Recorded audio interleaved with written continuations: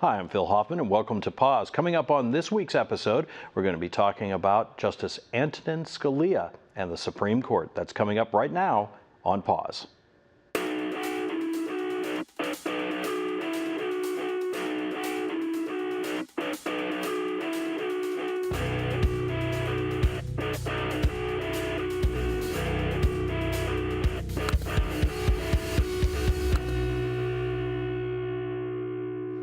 And welcome back to Pause. And joining us today, we're happy to have in the studio Professor James Staab, who is a professor of political science at the University of Central Missouri and has written a book about Justice Antonin Scalia. Welcome.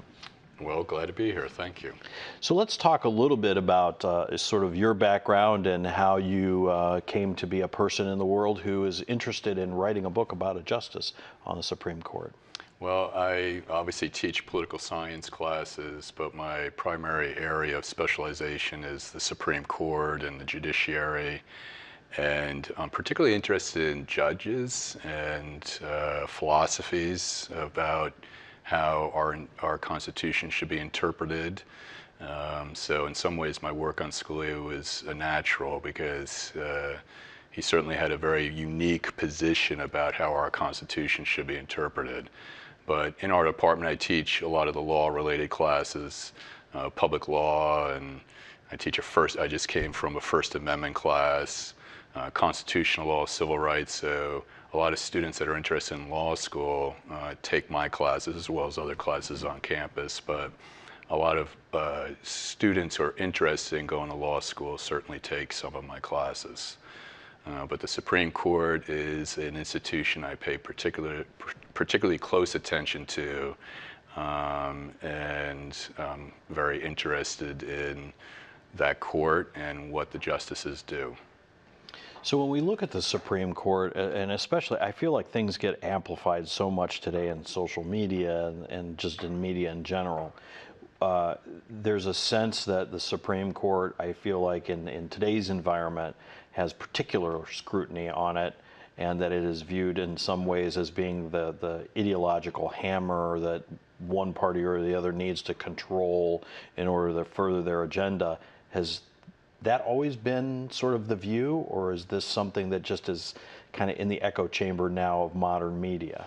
Well, I think there's something to that. I don't think the court has always been looked at as a political institution in the sense that it is today. And perhaps it's just sort of a reflection of the polarization of our politics.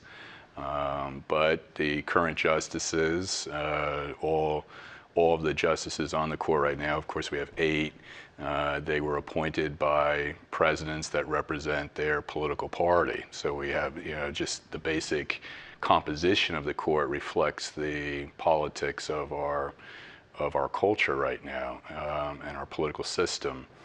And the court has been making very important decisions in important areas, and I think that's drawn more attention to the life of the work of the court and what they do.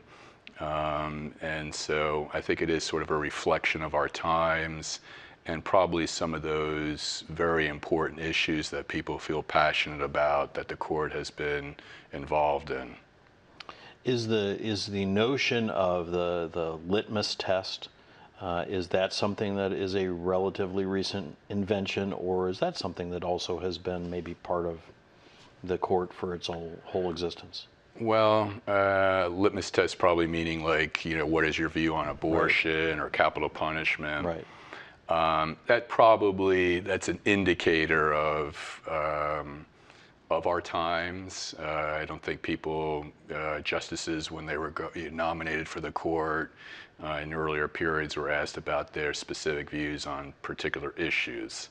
But the court has always been involved in some ways in policy making. Perhaps in most recent years and decades, really, the court has just ventured into areas of policy that fall into social policies that people feel very passionate about.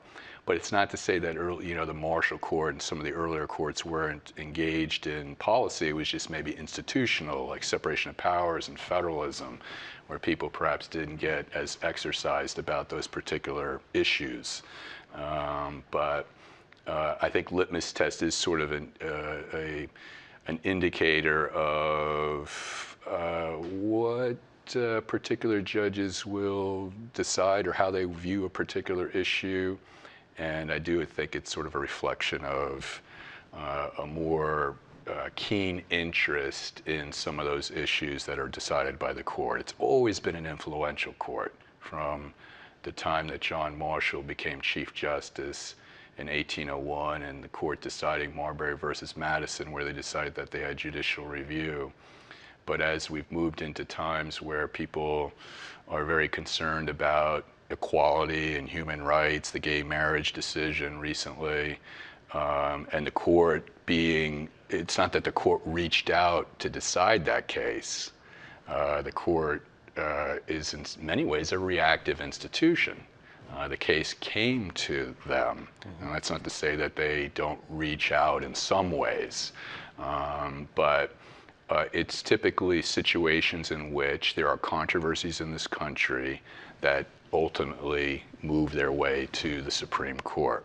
And because of its role, a very unique role in our separation of powers system, the court will decide those issues. And to a certain extent, as you were saying, the issues come to the court as opposed to them seeking them out. But they do have the ability, of course, to choose what issues they're going to listen to and what they're not going to listen to. And again, I see folks on both sides of every issue pointing to that choice as being a political choice. What's your read on that? Is that? Well, the manner in which the court does hear cases is if 4 justices want to hear the case. 99% of the court's docket now is by virtue of the fact that 4 justices want to hear the case. So they do have lots of discretion. I typically talk about in my class that while the court doesn't write legislation like a Congress or a state legislature, they have a lot of fish in the pond to choose from. And so that is an aspect of policymaking, and it's a more important one. And I think the justices probably are very careful and strategic about the kind of cases they want to hear. So they're not neutral. I didn't mean to suggest that they were.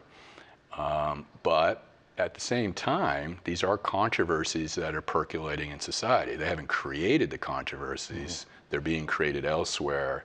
And then the court is ultimately getting involved in that. But I teach the courts from a political science perspective. I also have a law degree. But I find what's so interesting about the court are the personalities that are reflected on the court and how some of their backgrounds and ideologies do impact their decision making. So let's talk about Justice Scalia a little bit in particular. Obviously, you've written a book about the man. So what was the genesis of your interest in going to the process of writing a book about him? Right. Well, Justice Scalia, who recently passed away, of course, in February, it was actually when I was in graduate school. I became interested in the subject of Scalia and constitutional interpretation. And people were calling him a conservative, and I thought, yeah, that's true. I definitely believe that he is a conservative, but so is Sandra Day O'Connor, and so is William Rehnquist, and Justice Thomas, Clarence Thomas, and Kennedy. And I said, well, what makes him a unique conservative? And one of the things I'm always interested in is, and I call it the tyranny of labels, how easily we label people that they're certain, conservative, liberal, but what does that mean? And of course, we're seeing a little bit of nuance with that in our current presidential election, libertarians and conservative Republicans. So I was very interested in that because I saw Scalia as uniquely different from some of the other conservatives. And he gave a couple of speeches early on in the 1980s, When he was, he had, in the 70s, he had worked in the various posts in the executive branch under the very late in the Nixon administration and then into the Ford administration. And he gave some speeches in the early 80s where he was at a federalism conference, you know, division of powers between the national and state levels of government. He said, boy, if an Alexander Hamilton was here, he'd probably disagree with a lot of the positions that people were taking on federalism. And it was very, early 80s, people were saying states' rights, federal government is a bad thing. We still hear that today, so some things don't change. But Scalia, among conservatives at that conference, was saying the national government could be a good thing. It depends on the particular issues. So he's almost warning conservatives, and he actually said when Republicans gain control of the national government and the executive branch, and he pretty much anticipated that, then they might want to use the vehicle of national power for national policies. And I thought that was very, very interesting, where a lot of conservatives were regarded as states' rights and sort of taken on in some ways some of the ideas of the Reagan administration itself. And so I followed that line of thinking, and the basic thesis of the book is that he's sort of this Hamiltonian conservative that is not very strong in the area of states' rights, but believes that there is a role for the national government, and in particular a strong executive and a strong independent judiciary. Scalia certainly was willing to use the authority of the courts in the sense of judicial review to strike down laws when it was appropriate to do so. And so what's a Hamiltonian conservative? It is one that Hamilton was this controversial genius at the time of the founding. I think Scalia in many ways is a controversial genius of our own time, where at a time when the states could have fractured the Union, he was talking about national power and the importance of it, a broad interpretation of national power and a strong executive, not very beholden to states' rights. And so that's the basic argument in the book, mostly on institutional grounds, separation of powers and federalism. And Scalia actually came to this university, and the book came out in 2006, and he came to the university in 2008, and remarkably, he endorsed it. I was very surprised by that, that he actually agreed with the thesis of the book, and the idea that in some of his opinions, it's separation of powers, federalism, that orientation is Hamiltonian, that the national government certainly has a presence. So when you think about the picture that the average citizen sees, mostly filtered through traditional media sources, and almost exclusively through these big controversial cases, when a ruling comes out, I think the picture that most people probably have of Scalia is one of a very right-wing conservative type of justice. But I think what I'm understanding you saying here is that that's probably not really a clear picture of Antonin Scalia. That's a tough question, because in some ways I think some of his views have changed. I think early on, I think he could have been, regarded as sort of a principled conservative, and I think he very much always was a principled conservative. Scalia didn't like compromise. I thought it was almost in terms of it was a character flaw to compromise. And so in some ways that attracted people to him, kind of a rock star personality because of his strident, principled nature, and willing to call it as he saw it. But that doesn't mean he wasn't capable of making decisions that in some ways were sympathetic to sort of particular causes, political causes. So I don't think he, in some ways, was above the fray. He certainly had a principled aspect to his jurisprudence, but he also came out in areas where it certainly was conservative in terms of results. So I think he actually could be criticized in some of those areas too, in terms of the results. So when you talk about that, perhaps maybe one of the most controversial and criticized rulings in the last few years has been Citizens United. From your view as a scholar that's looking at all this, and I know it's relatively recent, but was that a mistake, Citizens United? It certainly can be challenged as a mistake, and whether the court went a little bit too far in talking about rights of corporations and the amount of money that can be spent on campaigns, and whether there could be sensible, reasonable regulations in that area. The idea that money is speech, most people would say that perhaps it has it resembles speech, but it's not like going out and giving a political speech. When somebody contributes money, that money could go for a number of different things other than actual speech. So it certainly is an indirect form of speech. And some of the Citizens United and Scalia wrote the decision on the Heller decision, where the court for the first time in our history recognized an individual right to bear arms. Both of those decisions can be criticized, I think fairly, as in terms of the interpretations of to the extent to which corporations have rights on speech, and to the extent to which legislatures can limit them. And then the Second Amendment, whether that as an original matter was intended to confer an individual right to bear arms. The Roberts Court, particularly in recent years, has certainly tracked in a conservative direction, and Scalia has been involved in a number of those decisions. And perhaps it's a reflection of just the court and our system, where you do have, it's always been sort of a political process where presidents nominate and the Senate confirms these individuals. So in some ways they reflect us. And so it's probably, we shouldn't think that it need not happen, that some of these judges are going to move the court in a certain direction. Presidents, when I think appoint them, want the court to go in a certain direction. But I think those decisions can be criticized, that you can't have any sort of restrictions on corporate money and elections, and how that decision has impacted our political system, are reasonable criticisms of those decisions. Well, and for me, as someone that's involved in journalism and media, we all have accepted that there are limitations around the First Amendment, and there's no question about that. There's no debate that there have to be some parameters around freedom of speech. But when you look at some of these other cases and you say, well, no, there could never be any parameters around it.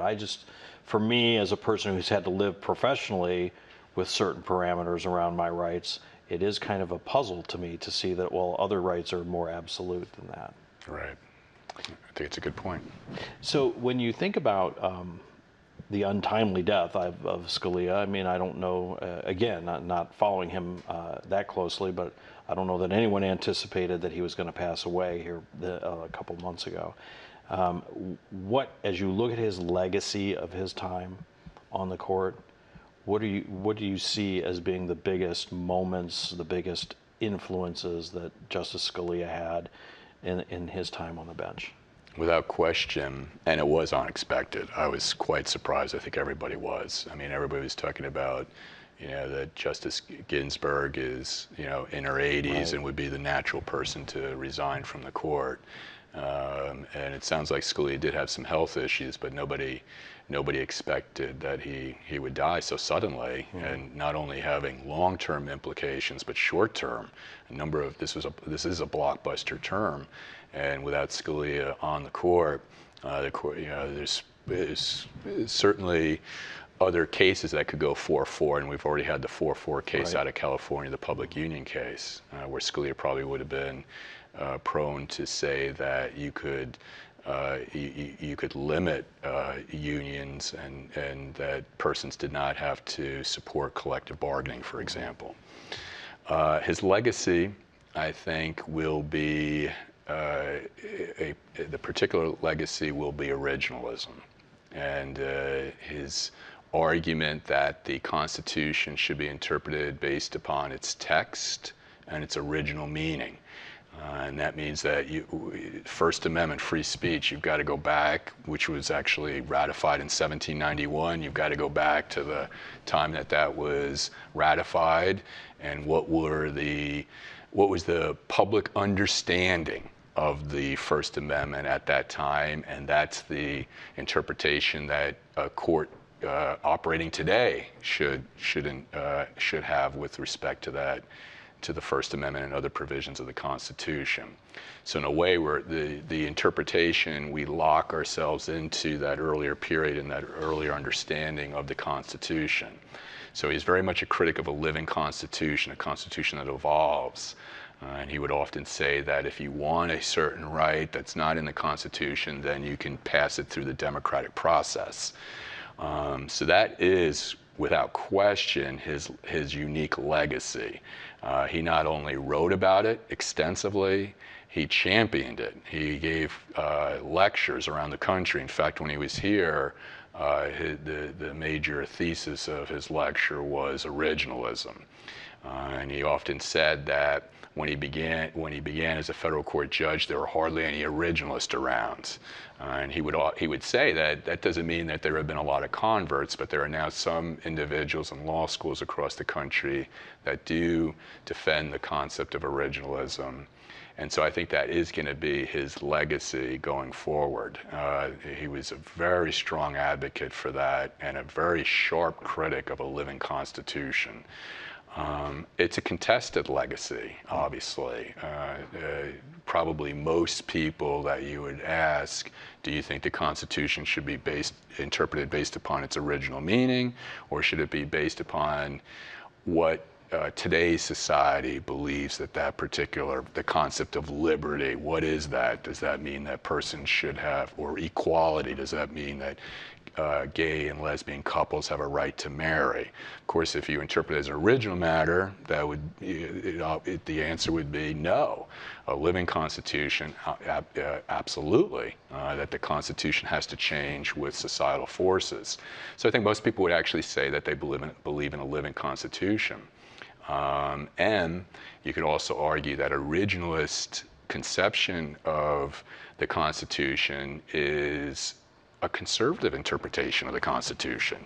It's inherently backward looking, you're going back, and it's not one that is very open to the idea of rights, certainly the creation of rights by judges. Scalia said, if you want a right, democratically pass it, but judges shouldn't create those rights.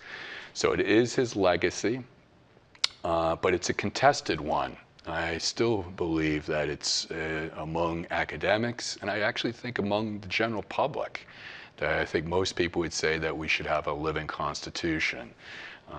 But that was his unique, very unique position and interpretive view of our Constitution. So we have about 3 minutes left in the program. Can we talk a little bit about going forward now? We see that Judge Garland has been nominated or put forward as a potential nominee by the president, and there seems to be some debate about whether or not the man's even going to get a hearing at this point. What's your view on that? What do you see happening here in the closing year of President Obama's presidency? Well, I'm going to participate on a round table in Chicago this weekend titled Scalia, his legacy, and the confirmation hearings, whether or not they'll exist. So it's a very current topic. Historically, it's very important to note that we've appointed presidents and appointed justices, in presidential election years. 1912, 1916, two. We had 2 justices appointed in that year.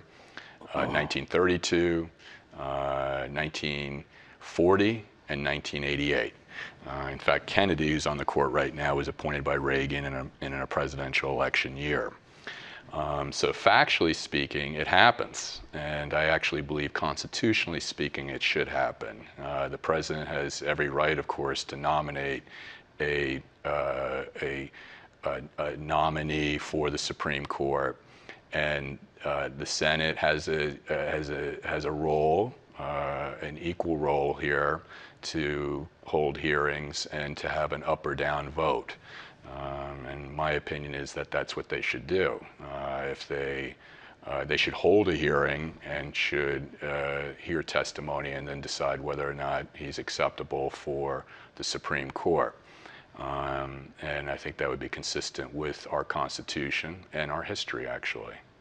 Well, thank you. We appreciate your time here today, Professor Staab. Very interesting. Yeah. Author of The Political Thought of Justice Antonin Scalia. We've been joined today by Dr. Jim Staab, who is a professor of political science at the University of Central Missouri, and we will see what will happen. Thank you so much for joining us here today on Pause. I'm your host, Dr. Phil Hoffman, and we'll see you again right here next week.